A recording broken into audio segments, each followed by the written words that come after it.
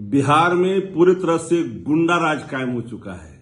दिन दहाड़े जिस तरह से बदमाश छिनतौरी कर रहे हैं, गोलियों की ततराहट से शहर को शांत कर रहे हैं, लगता ही नहीं कि कानून का राज है।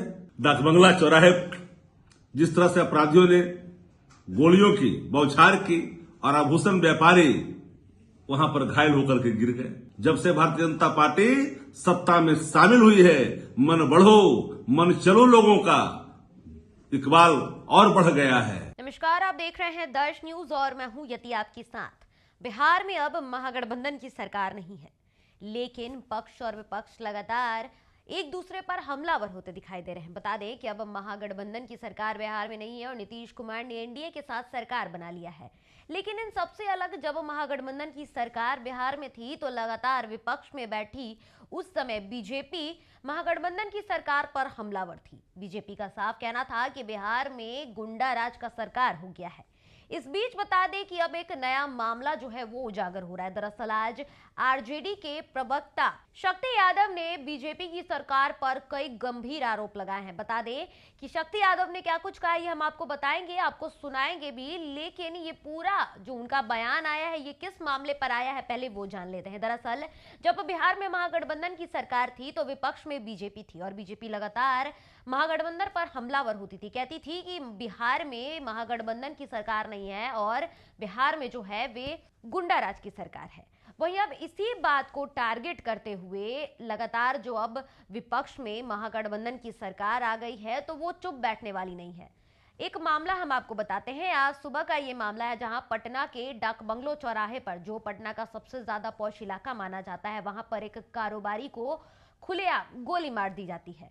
और ऐसा इसलिए नहीं है क्योंकि बीजेपी की सरकार है। दरअसल जो अपराधियों का मनोबल है वो लगातार बढ़ता जा रहा है। चाहे सरकार किसी की भी हो, अपराधी जो है वो अपराध करने से चूकते नहीं हैं। इसी पूरे मामले पर अब शक्ति यादव ने बीजेपी की सरकार को टारगेट किया है। उन्होंने साफ तौर पर कह दिया है कि खुलेआम पहले जब हमारी सरकार हुआ करती थी तो बीजेपी हमसे सवाल करती थी कि बिहार में गुंडा राज की सरकार है, तो अब आप बताइए कि अब आपकी सरकार है बिहार में, लेकिन फिर भी अपराधियों का मनोबल जो है वो इस तरह क्यों बढ़ा हुआ है। शक्ति यादव ने यह भी प्रश्न उठाया है कि अब खुलेआम छिनतई होती है, खुलेआम लोगों से छीना जोड़ी हो रही है और खुलेआम गोलियां भी चल रही हैं, तो इसका जिम्मेदार कौन है। साफ तौर पर देखा जा सकता है कि शक्ति यादव ने जो ये बड़ा बयान दिया है इसमें वो बीजेपी को टारगेट कर रहे हैं, क्योंकि बीजेपी जब विपक्ष में थी तो वो महागठबंधन को टारगेट करती थी। इस दौरान शक्ति यादव ने जो बातें कही हैं उसमें उन्होंने ये भी कहा है कि बीजेपी की अब बिहार में सरकार है, लेकिन उसके बावजूद भी अब बिहार में अपराध कंट्रोल क्यों नहीं हो रहा है। बिहार में अभी भी तो अपराध उसी ग्राफ से बढ़ रहा है। क्या कुछ कहते नजर आए हैं शक्ति यादव, आइए आपको वो सुनाते हैं। बिहार में पूरी तरह से गुंडा राज कायम हो चुका है।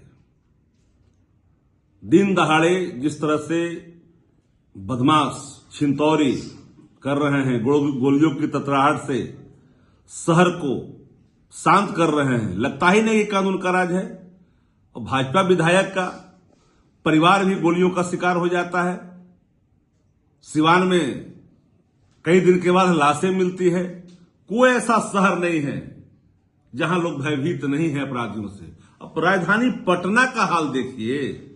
डाकबंगला चौराहे जिस तरह से अपराधियों ने गोलियों की बौछार की और आभूषण व्यापारी वहां पर घायल होकर के गिर गए।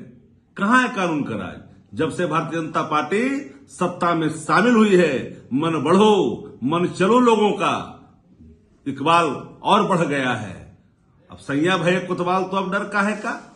भाजपा अपने हिसाब से किस तरह से चल रहा है। ट्रांसफर पोस्टिंग उद्योग अब किसी से छुपा हुआ है। किस बात का कानून का राज चलेगा बिहार में।